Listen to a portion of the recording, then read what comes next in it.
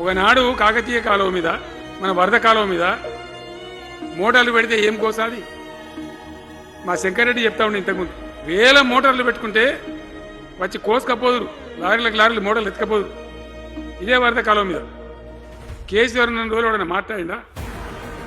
మాట్లాడలే. చివరికి ఏం చేసింది మీరు మంచిగా వినాలి. వీళ్ళు మామూలు పని చేస్తలేరు, మన జీవితాలకే బాంబులు పెడుతున్నారు. ఆ రోజు కూడా నరేంద్ర మోడీ ప్రధానమంత్రిగా ఉండే ఆయన ఏం చేసిండు?